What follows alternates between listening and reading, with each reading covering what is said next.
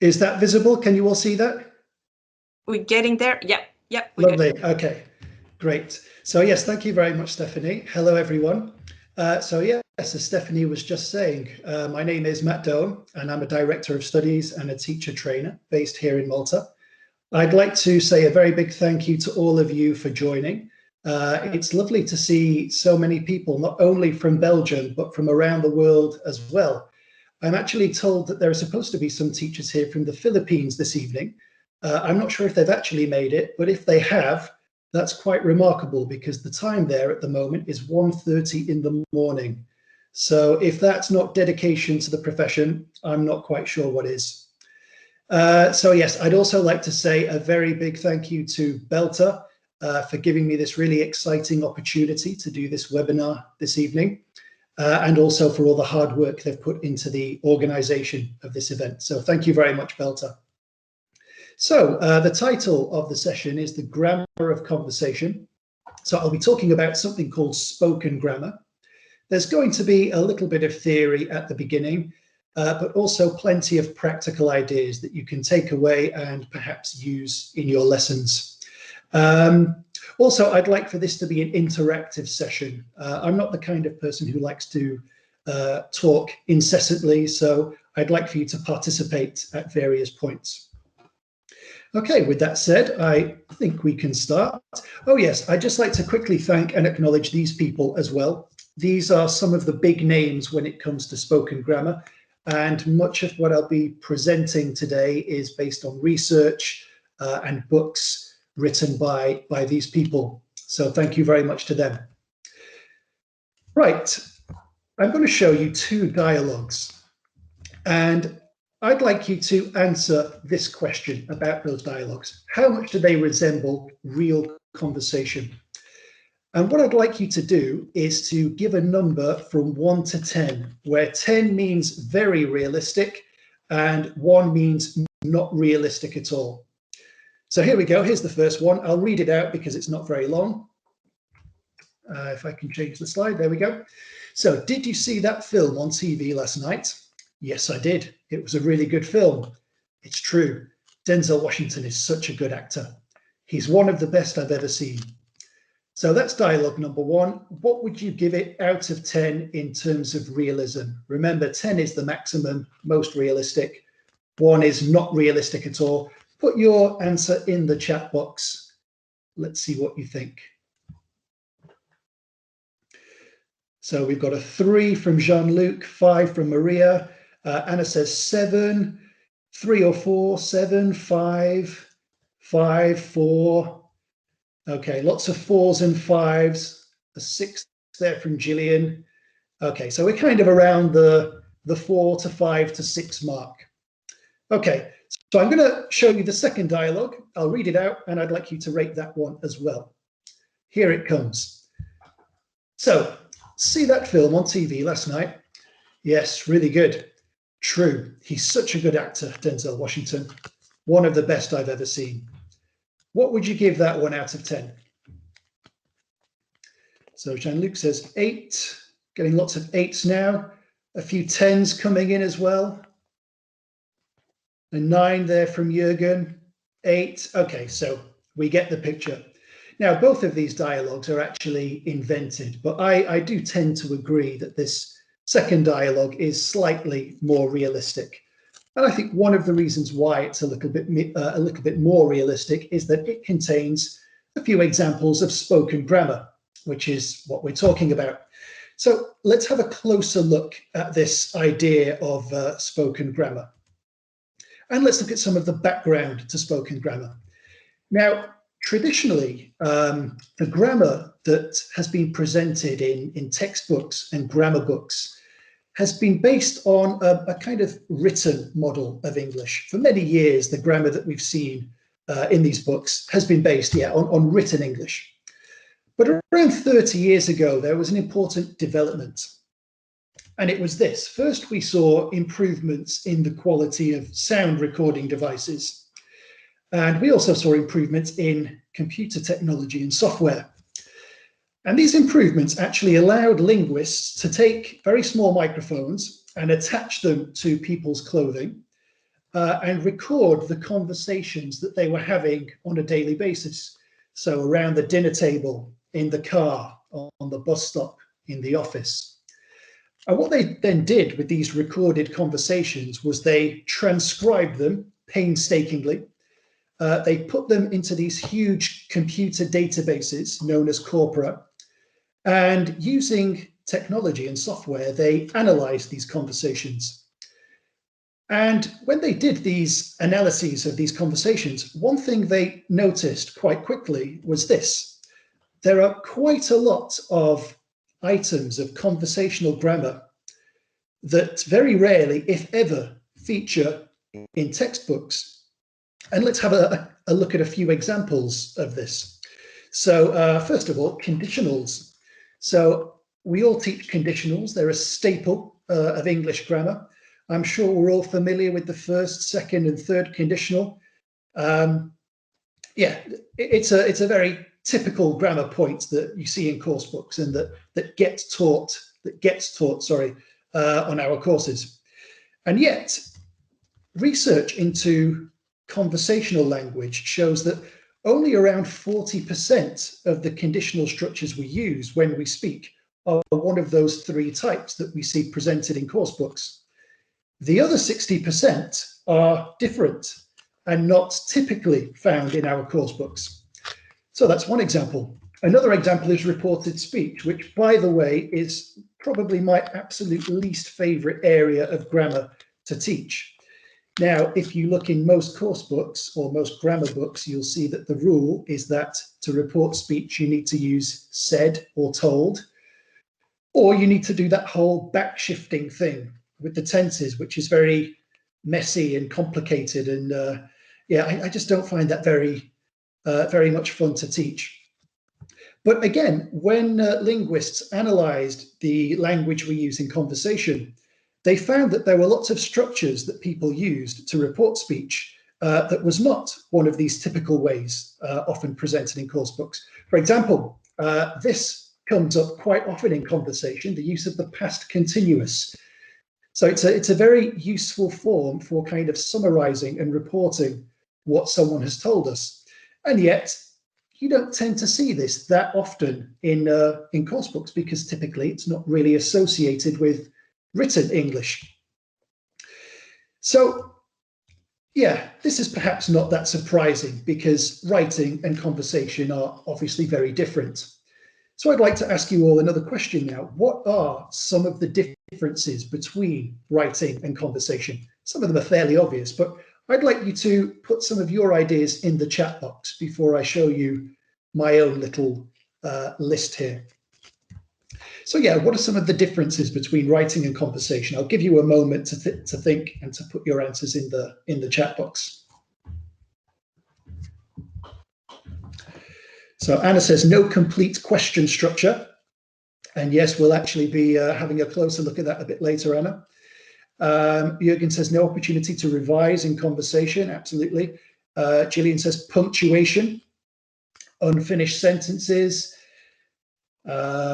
shorter to gain time, use of auxiliaries, gap fillers, more subordination in writing, short phrases. Yeah, absolutely. All of this is absolutely spot on. Paulina says more complex sentence structure in writing. Yeah, so I'm just going to show you my list now. It's very similar to what you're saying. So yeah, in writing, obviously writing is not time bound. You have time to think about what you want to say. The same is not typically the case in conversation. You can plan your writing. Conversations are not usually planned. In writing, there's just one voice, the author's voice, but in conversation, a conversation is usually co-constructed by the participants.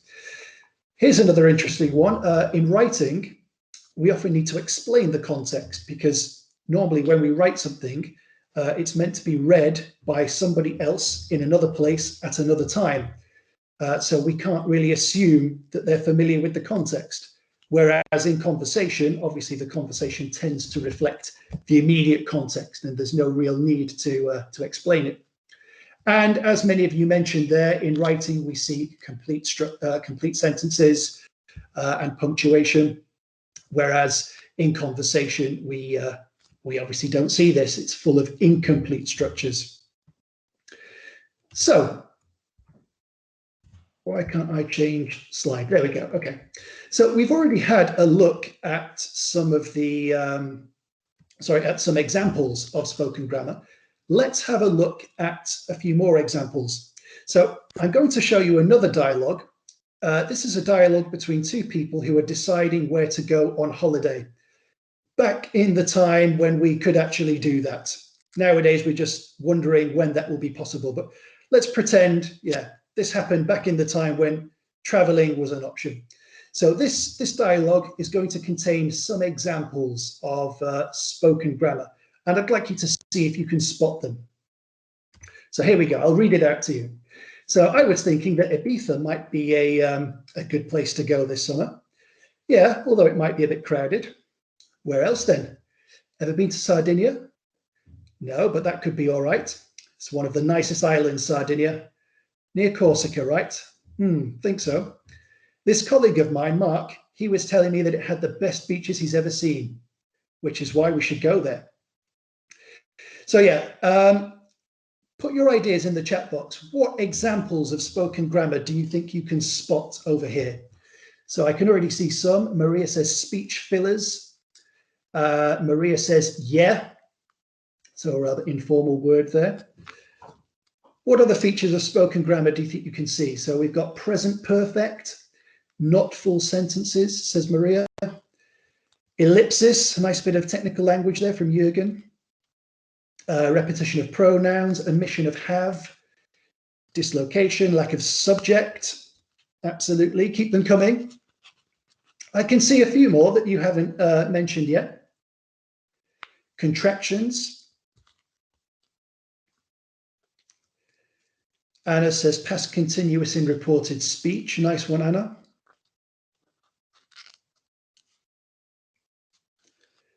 Modals. Okay, so you're saying lots of very good things here. I'm just going to show you some of what I've come up with. Now, I'm obviously not going to show you a complete list of all examples of spoken grammar. This is just a list of what I believe to be some of the most useful and interesting ones, but it's not a comprehensive list. So yeah, I think many of you noticed this one. So rather than have you ever been to Sardinia, it was just ever been to Sardinia. More examples of this. Yeah, instead of saying I think so, you could just say think so. Do you need a hand? Need a hand. And sounds good instead of it sounds good. So yeah, this is a typical example of spoken grammar. Does anyone happen to know the technical term for this? Somebody actually did mention it in the chat box a short time ago. Does anyone know what it's called?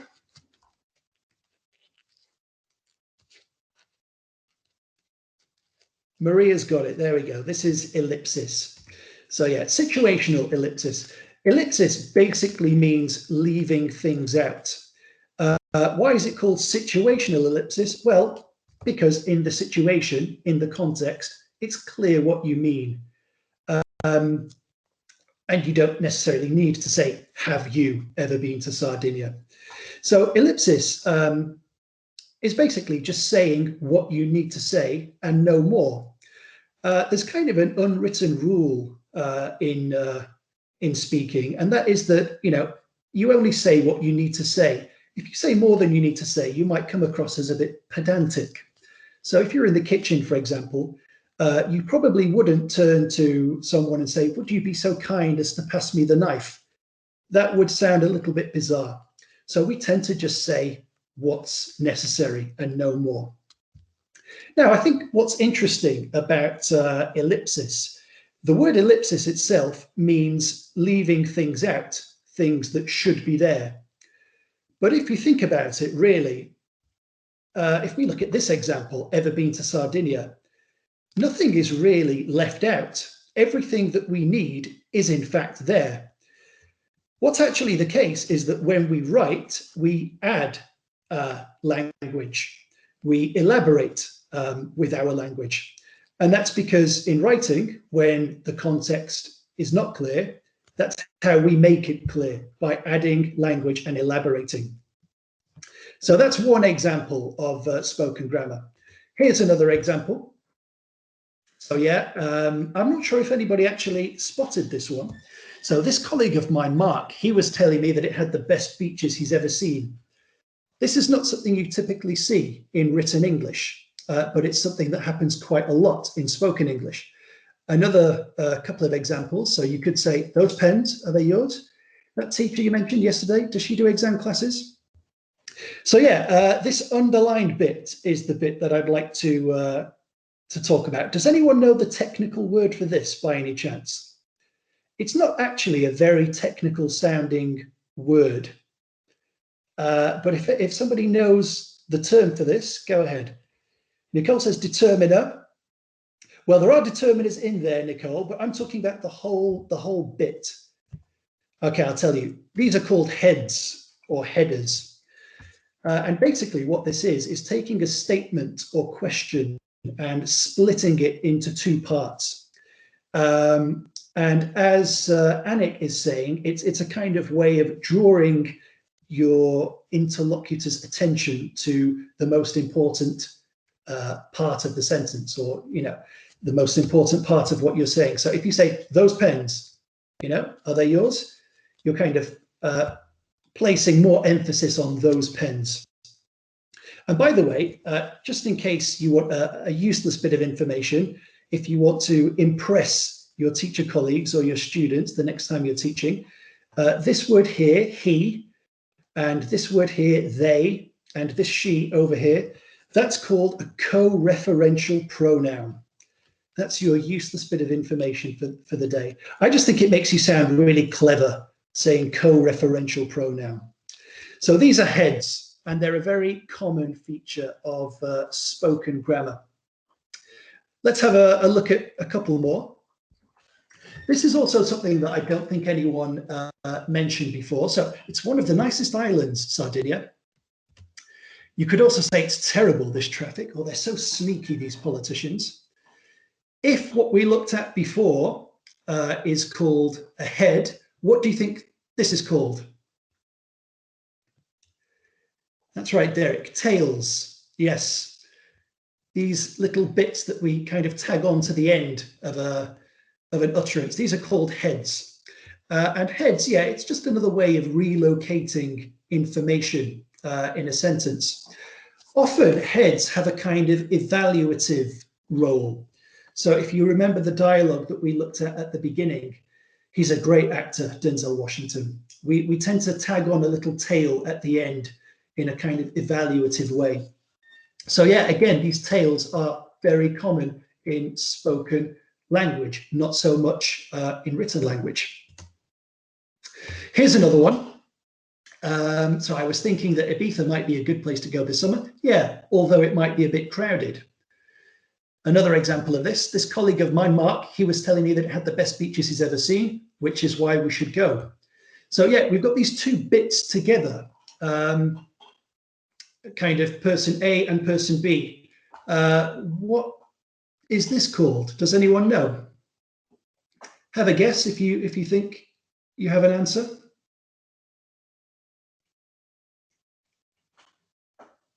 No, I can't see anything in the chat box, so I'll tell you. So this is called co-construction.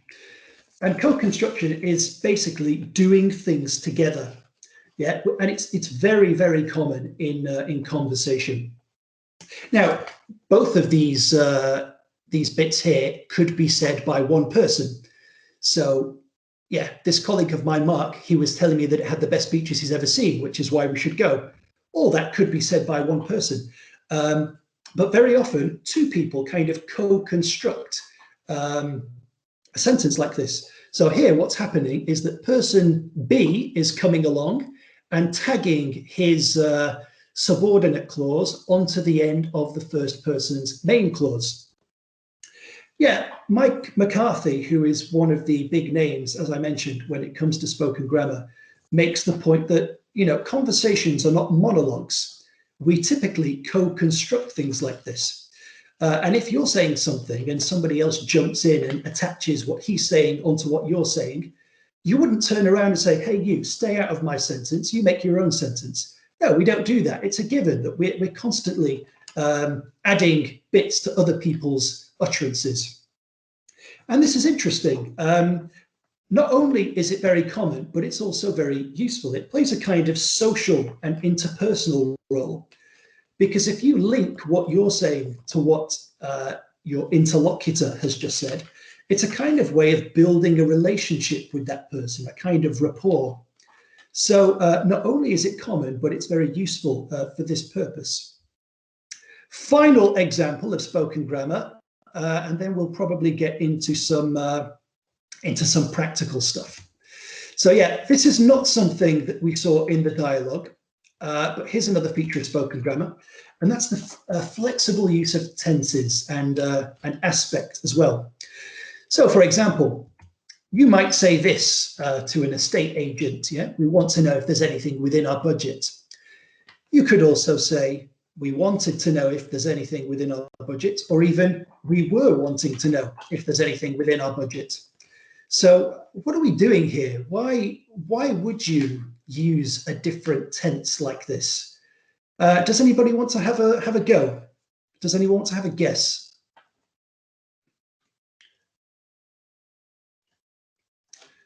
So someone has said polite. Yeah, politeness.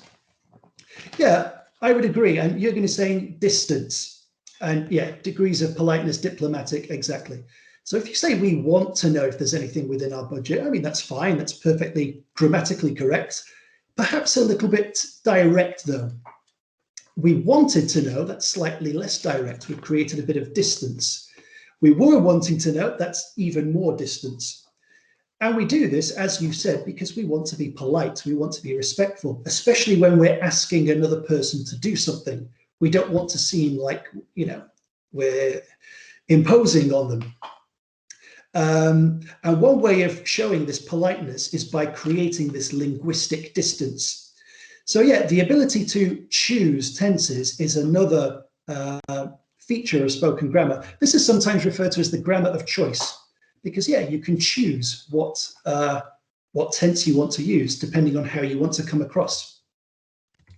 Now, here's a little point of contention. I'm sure some of you are thinking this. This is all very well and good, but should we really include things like this in our lessons? I mean, isn't this all a little bit native speakery? We know very well that nowadays English is used primarily as a lingua franca. So among people for whom English is not a native language. And I think that's quite a legitimate point and a legitimate argument perhaps against using spoken grammar in the classroom. However, there are some pretty good arguments in favour of using spoken grammar in the classroom. Here are some of them. So first of all, it's often pretty economical and easy grammar, as we saw with ellipsis, yeah? Leaving things out, in theory, makes things a little bit easier. It can also help learners connect better with their interlocutors. So as we saw in the case of co-construction, by linking what we're saying to what another person is saying, that's a really good way of building a relationship and a rapport with that person. Yeah, and also by showing these features of spoken grammar to our students, we're really giving them more choice. We don't have to force them to use it, but if they are aware of it and they have it at their disposal, it's more choice that they have, which can only be a good thing, in my opinion. And also, whether we agree with this or not, research has actually suggested that many learners do want to learn these kind of native speaker-like things. So if learners want it, who are we to deny it to them?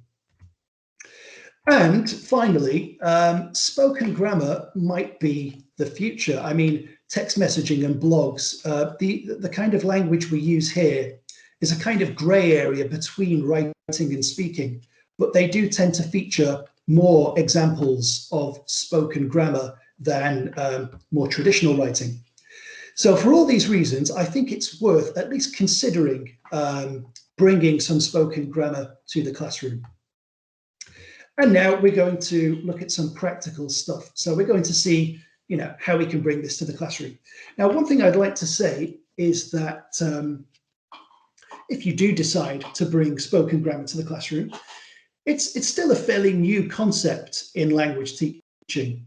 But as you'll see, the activities that we can use to present it and practice it with students can still be quite familiar. Just because it's a fairly new thing, it doesn't mean we need to reinvent the wheel and invent all these new, crazy, wacky activities. Everything is going to look fairly familiar.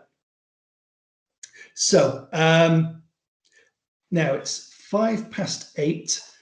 I think I should have time to go through all of these with you. So let's have a look. Here's the first one. This is an activity based on situational ellipsis.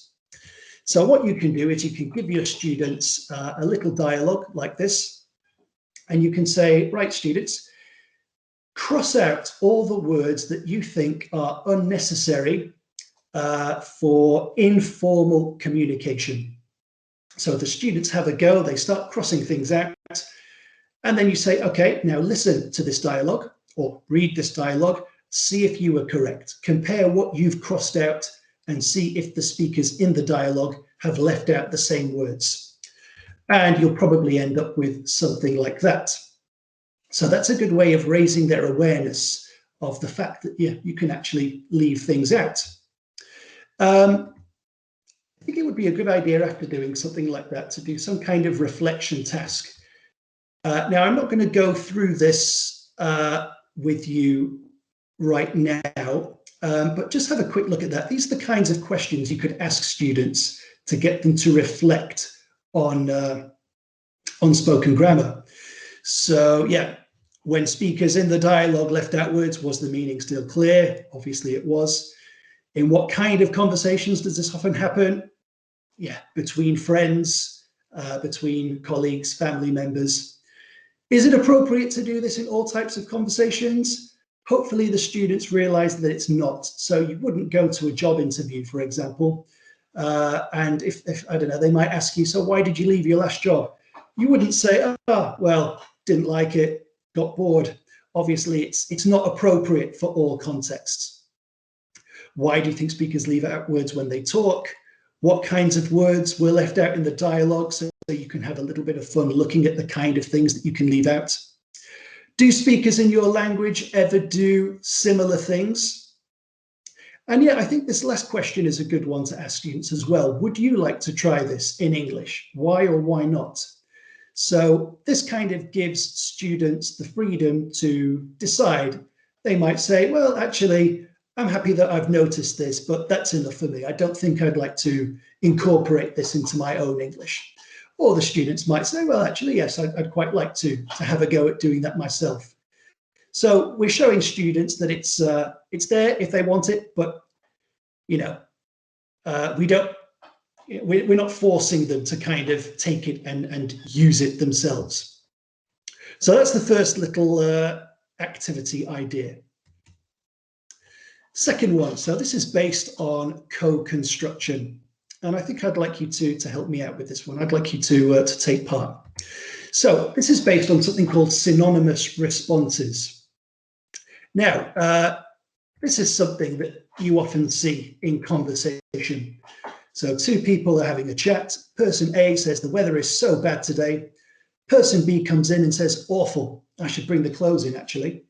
So yeah, basically this awful here is a synonymous response. They've taken kind of this word, bad, that person A has said, and they're kind of using a synonym and then tagging on something at the end. Another example of this might be, I've got something in the way blocking I can't see what it says. He's good, isn't he? Brilliant. I'm really glad we hired him. So yeah, we've got the word good, synonym, brilliant. So this is something that happens very frequently in conversation, and it actually lends itself quite nicely to some interesting classroom activities. So you could give your students something like this. So 8 mini dialogues. The blue is person A, the white is person B. And then you could give them a list of adjectives there. And obviously this is just a little gap fill task. So I don't know, let's just do the first two together. Hot today, isn't it? Which word from the side would you put in there? So Annick's got it, boiling. Second one, that meal was amazing. What's the word? Delicious. Yeah, obviously you know these. So give your students a bit of time to do that. Give them the answers. And then you could do a little bit of spoken practice in the classroom. So student A, student B, they sit together. Student A reads out the blue part and student B reads out the second part. I'm not going to make you do this bit, but I think I will make you do the next bit. So what I would probably do at this point, just to increase the challenge a little bit. Yeah, so I'm going to give you 30 seconds. Now let's say 45, let me be kind, 45 seconds. I'd like you to try and remember all those yellow words, okay? 45 seconds to do that, starting now.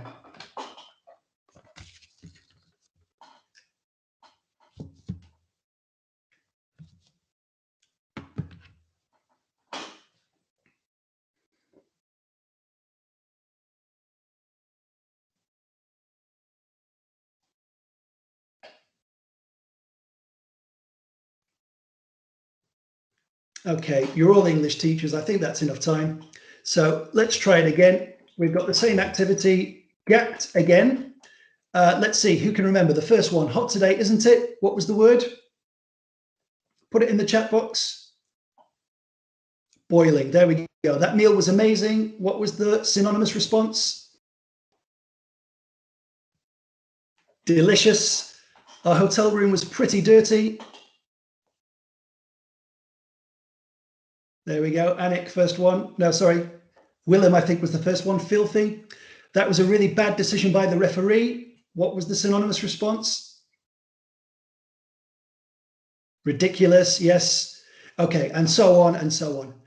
Let's just go right down to the bottom. Let's do number 8. This new vacuum cleaner is rubbish. What was the synonymous response there? Nice one. Useless. That's right. So obviously, you would work on pronunciation, word stress. Yeah, but this is a nice little activity. What you could then do, just to kind of up the challenge a little bit more and give the students a bit of space to be creative, is to give them just the first part and get them to come up with the second part. So I'd like to try this with you. So that soup wasn't very good, was it? What would you say? Now, I'd like you to actually, first of all, think of a synonymous adjective and then tag a little comment on the end of it like we had before. So, for example, disgusting, yeah, Aurélie, nice one. And what little comment would you tag on? So, awful, she can't cook. Nice. Disappointing, I thought it'd be better. Exactly. Terrible, never order it again. Nice one. What about the second one? That was an interesting documentary. So same thing, synonymous response plus a little follow-up comment. Engaging, I learned a lot. Inspiring, fascinating, never knew that about it. Yeah, I think I'd go for fascinating. Oh, mind-blowing, that's a good one. Okay, we'll do just one more. His flat is so clean.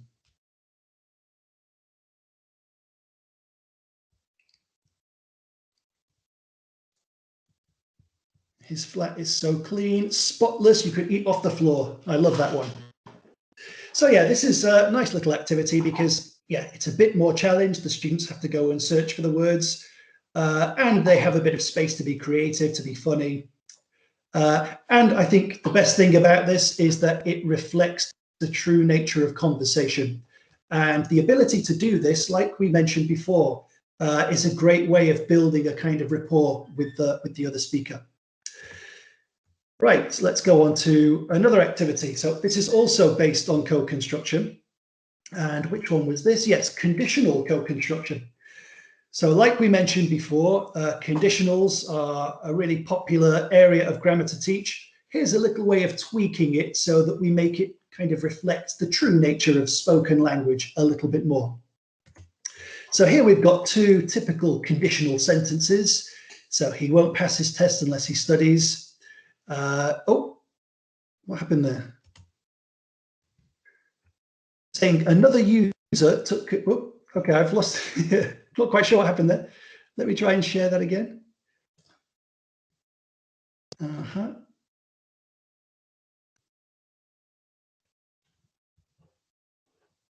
Okay, okay, but this is the old version. Sorry about this, I'm not sure what happened. Let me stop presenting. The joys of online teaching. Just give me a second, everyone, bear with me. I got a little message saying that somebody else had taken over the presentation. I've been hijacked. So the grammar of conversation, there we go. Okay, should be loading up in a second. Apologies for the delay, everyone. There we go. Okay, let me just race forward again.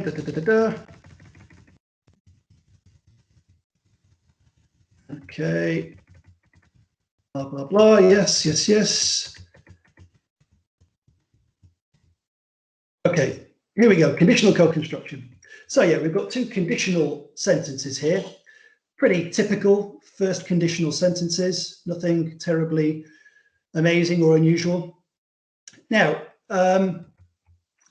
if we were to imagine that these were spoken sentences, in both cases, they're being uttered by just one speaker. But studies into spoken language have revealed that actually this happens quite a lot. So person A says, we can go for a walk tomorrow. Person B comes along and tags the if clause on at the end of it. So two people have created the conditional structure rather than just one. Another example, you won't like the food they serve unless you enjoy eating dog food. So I've got some people in the comments saying, I can't see the right slide. I don't know, am I on the right slide? It looks like the right slide to me.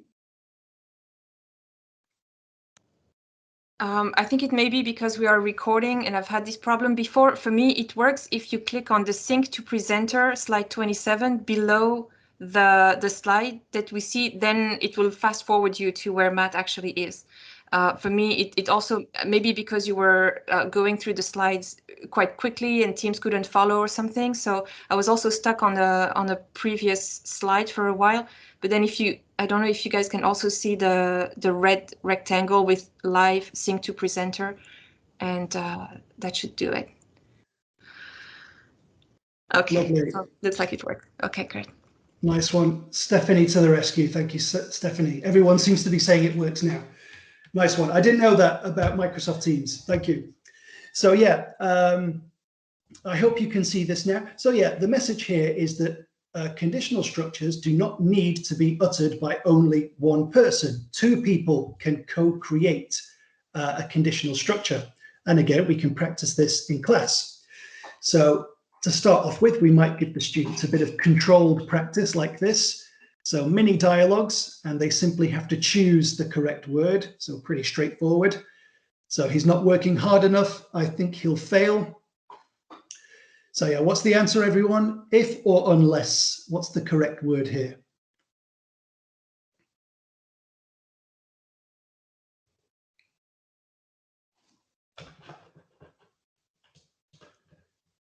So here we go, unless, exactly.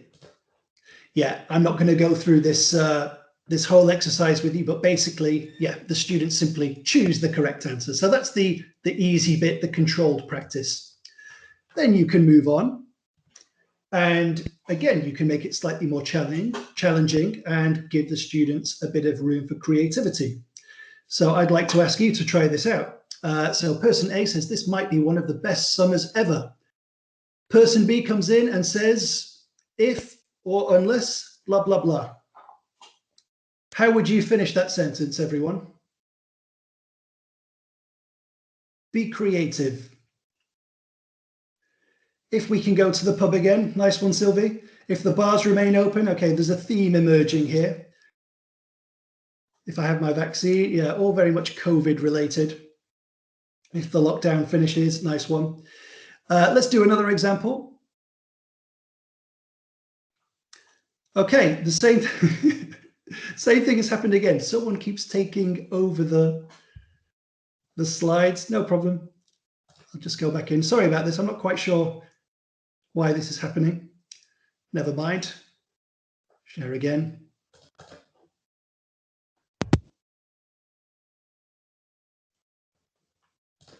So everyone, Matt? Yes, yeah. Just the one thing that you can do normally on top of your presentation, you should see like also a little icon of an eye. Do you see an eye? On top of your screen, there should be like a little eye. Yes, I can. Oh, prevent participants from moving. And you can block it there. I think it will stop it from happening. Lovely. I've just done that. Yes, and it's told me it won't happen again. Thank you. That's very helpful. I wish I knew that before. Thank you, everyone. So let me race through one more time. You might all have to do that sync thing again that Stephanie mentioned. But yeah, that shouldn't happen again now. So where were we? Here we are. Okay. So I'll just give you a second so you can sync yourselves to my screen.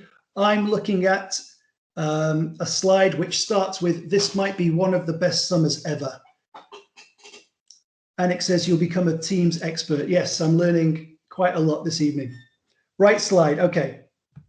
Thank you. So yeah, what about this second example? Face-to-face classes should start happening again soon. Person B comes in and says, what do they say? You finish the sentence off, guys, using if or unless.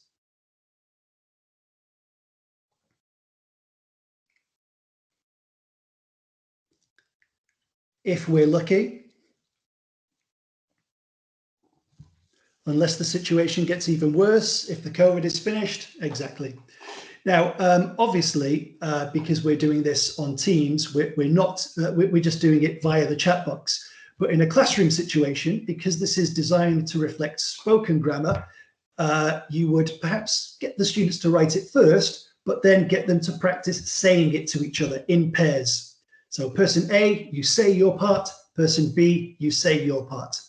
And if you want to make it more challenging, don't give them an opportunity to plan what to say. Try and get them to say something spontaneously. So activity 4, there's just one more after this, so we're coming to the end now. Another one based on co-construction.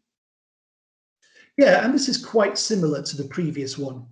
So again, we've got 2 sentences here, which could be said by just one speaker. But as we've mentioned, conversations are often co-constructed. So we often see things like this. So person A saying it's got great beaches, person B coming in and attaching a which clause to the end of person A's clause. So they don't allow pets in the hotel, which is a problem because my mum can't take Jimmy. He never shows up on time, which is exactly why I try not to. I can't see what the rest of that says because my toolbar is in the way. But yeah, again, this can lend itself to some pretty engaging classroom activities. So you might do a little bit of controlled practice first. So the students simply match 1 to 4 from A to D. So this is an awful place to work, says person A. Person B says, which is why I'm handing in my notice.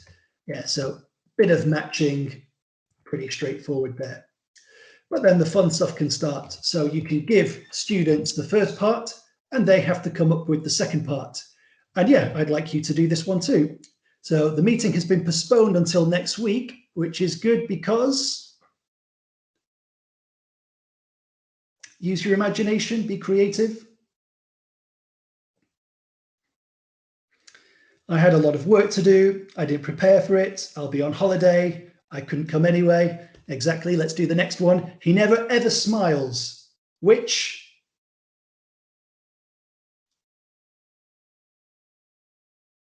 is why children don't like him. Nice one, Tasula. Which is strange for a clown. There we go. I love that. You can be creative. Which is why we don't know if he has any teeth. Wow, very creative answers.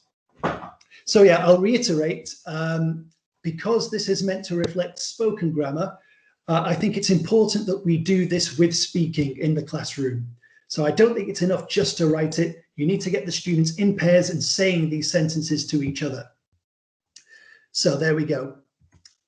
Fifth and final idea that I'll be presenting today. So this is based on reported speech. So I'm going to show you some examples of speech being reported. Here they are. Just have a quick look at those.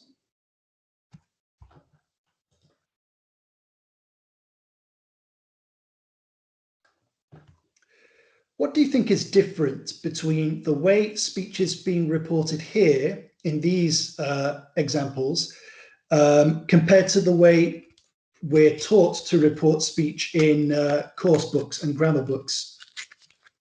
So Annick says it's direct speech, no backshifting, yes. Is there anything else that's quite interesting about this? There's something here which I find quite interesting. Direct speech with past reporting verb. So yeah, it's technically direct speech. It's direct reported speech, yeah. Something else which I find quite interesting about this is, yeah, there we go. So I think these highlighted words are quite interesting. Often when we're reporting what somebody has said to us, we use words like this, don't we? So the other day I was talking to James and he said, look, don't take anything they say seriously. I think this is a useful thing to draw our students' attention to. Let me ask you, what function or functions do you think these highlighted words have? So look, oh, listen, okay, well, hey, what are they doing exactly? They set the scene, intro, emphasis, signaling, draw attention. Yeah, absolutely. So I think these words do two things. I think number one, they indicate that we're about to report speech directly. We're about to tell you exactly what that other person said. And yeah, as Maria said, it kind of also signals the speaker's attitude to what they said. So yeah, which of these signal words do you think indicates a different idea or a different opinion?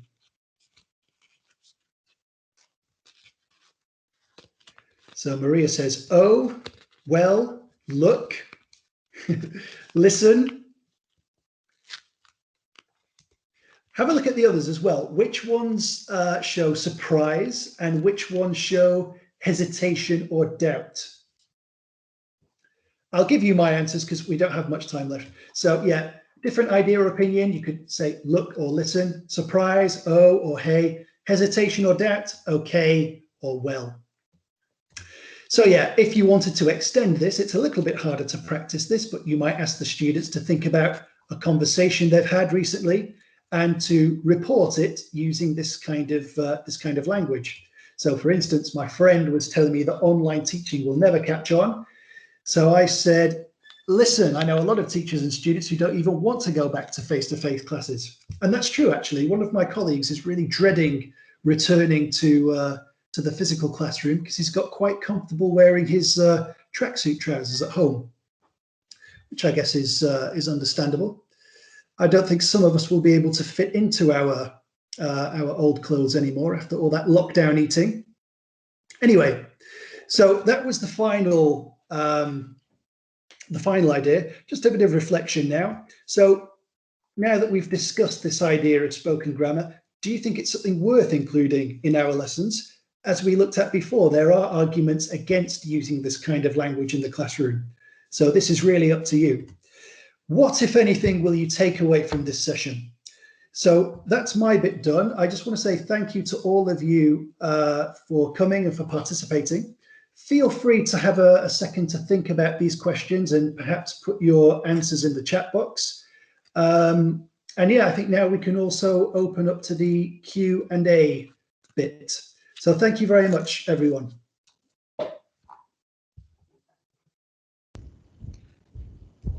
Thank you so much, Matt. There's a lot of clapping going on, which you can't hear, but I hope you can see it.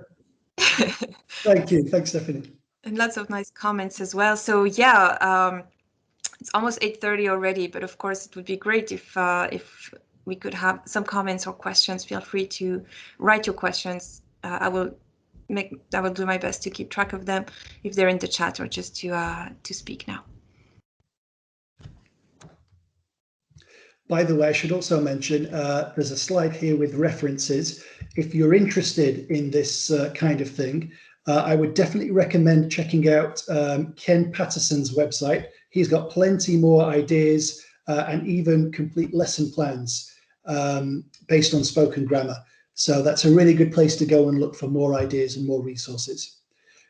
So yeah, feel free to ask any questions or make any comments. Tasula says, I'll take away the synonymous response and co-construction activities. Yep, I like those ones too, Tasula, thank you. Maria, that's what I was about to ask. Good, I beat you to it. So Jürgen says, would you agree that you need to be pretty advanced before you can manage things like ellipsis?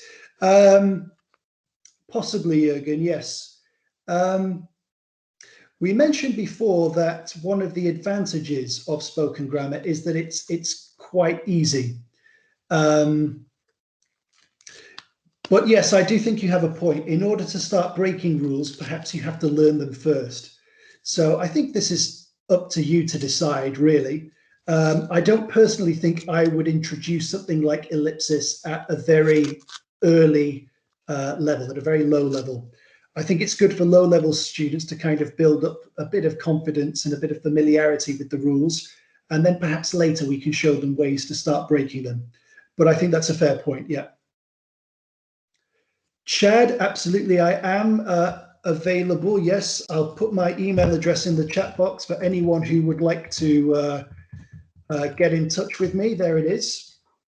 Just in case you don't see it, it's mattdoan8@gmail.com. Derek says, does this happen in other languages? Well, I don't speak any other languages very well. I think the highest level I have in another language is probably B1 or B2. You would probably be better placed to tell me. I mean, we've got people here from around the world. Does this happen in your language? Things like ellipsis and headers and tails, I don't know. Maria says yes.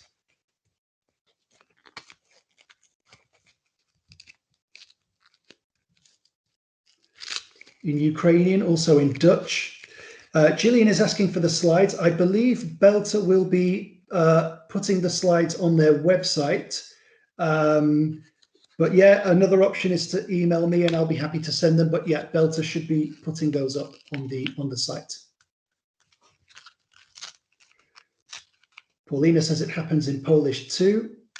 In French, absolutely.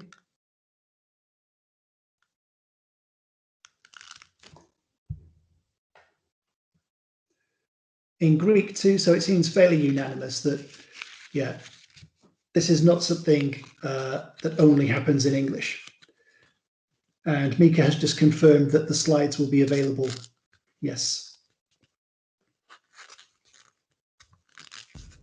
Jean-Luc has written a comment also with a question at the end. I don't know if you saw that. Matt, he wrote, I do believe, though, that we should not penalize that use in spoken English activities, even with beginners, but draw their attention to this difference. Language lives. I feel like this relates to code switching, or am I wrong here? Yeah, I think that's an interesting point. And code switching, I think, is another very good example of the reality of language that is not necessarily represented in grammar books or course books. And I think you used a very important word there, helping them notice these things. I don't necessarily think we need to teach them and tell students that they have to use these things, but certainly raising their awareness of them and making them realize that it's not necessarily bad to do these things. It's just, you know, what people actually do. I'm sure many of you are familiar with the terms prescriptive and descriptive. For those of you who are not familiar with those terms, if you're a prescriptive teacher, you kind of tell students what they should say. These are the rules. This is what you should say. if you're descriptive, you kind of tell students, look, this is what people say. And I think, yeah, obviously at times we do need to be prescriptive, and we need to give our learners some rules to kind of, you know, get their heads around. But at the same time, I think if we never kind of tell students how language is actually used, if we're never descriptive, I think we're doing them a bit of a disservice. So I do agree with that point. So Maria is asking, don't your students ask you why you taught them all those long rules and explanations if they could speak this concise way? So it's a good point. Yeah, why have you been wasting my time with all those rules if we can just say this? Well, I haven't ever had a student come to me with that particular comment before. I guess it could happen. Yeah, I personally believe that you need to learn some rules before you can start breaking them. You might disagree with me, but yeah, I think that teaching them spoken grammar is simply giving them another option. And like we said, you wouldn't want them to use these things in all contexts all the time. Sometimes it's simply inappropriate, and you do need to use more formal language to get your point across in an appropriate way. So I would rather see it as adding something to their repertoire rather than giving them something to replace what they've learned before. Derek says we're fighting against a long tradition of written grammar. I would say so, Derek, yes, although with the advent of corpora, I think it's starting to trickle into the classroom a little bit more now. And I think we're seeing more and more materials which do include little bits and pieces of spoken grammar. So I think things might be changing in that regard. Now, I'm perfectly happy to keep talking. I'm really enjoying this. I know it's getting late, so I don't know, Belta, what should I do? Should we keep going, or should we call it a night? As far as I'm concerned, yeah, let's keep talking while people want to talk. If you're okay with it, then not too hungry or too tired. Paulina, you wanted to speak as well. What were you going to say? No, I'm just going to say that maybe it's also easier for some people just to say something instead of writing it in chat, and then they can just unmute themselves and say it and have a little bit discussion or conversation. I think sometimes it's easier than just to type. Absolutely. Yeah, go for it. If you'd like to unmute yourselves. This is Gillian. I just thought drama's great. You know, if you use drama in the class, because that's speaking, and that's natural speech, and that's you can write your own little scenes and use drama, use theatre. Absolutely. I went to a workshop once about drama activities in the classroom. I think it was by Ken Wilson. And you might actually be able to find it on YouTube. Ken Wilson also has a very good book on drama and improvisation activities. Yeah. And I fully agree. I think they're a very, very useful way to bring classes to life, and also very good for more reticent students. I think when you give somebody a role to play, it tends to bring them out of their shell a little bit. So I'm a big fan of activities like that too, Gillian. Thank you. Thanks, Gillian.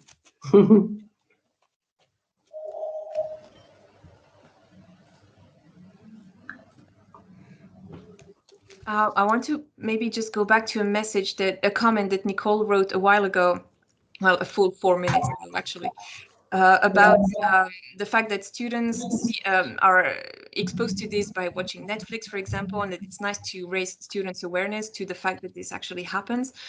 So this brings us to kind of connections with listening comprehension as well.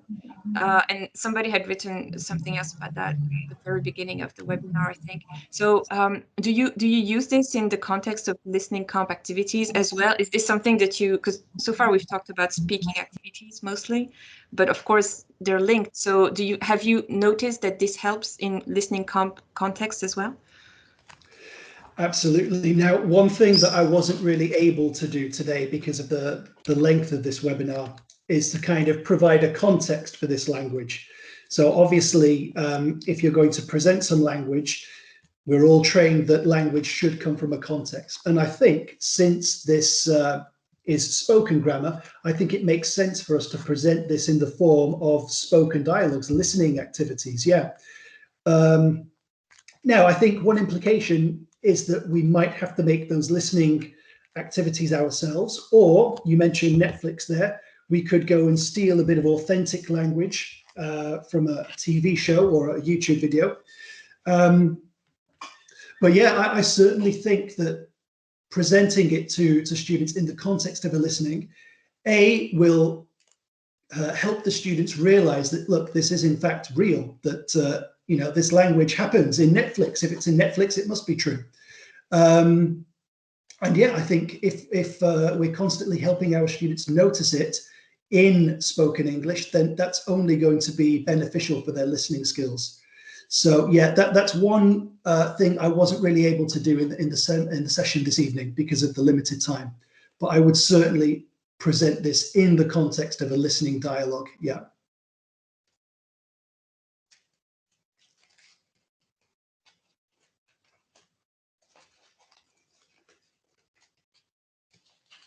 Could I just add a comment? I don't know if you can. Sure. Yeah. I don't know who's talking. Yeah, I think you're wonderful. These your dialogues and the matching exercises and then developing them are great. Really, I'd like to use them. They're fun too. Thank you very much, Julie. Yeah, well, they're all yours. Please feel free to take them and use them and adapt them in any way you like. And thank you for the nice comment.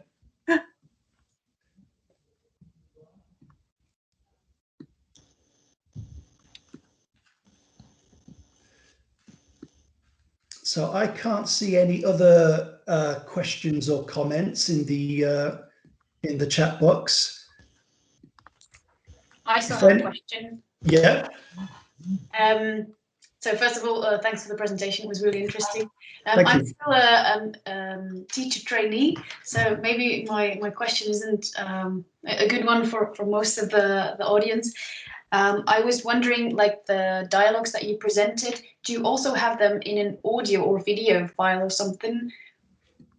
Where did you get that inspiration? Because I'm often looking for very short audio or video files, and I don't. Yeah, I mean, there's lots of authentic material, but it's often very long, and yeah, we don't always have the time to listen to everything.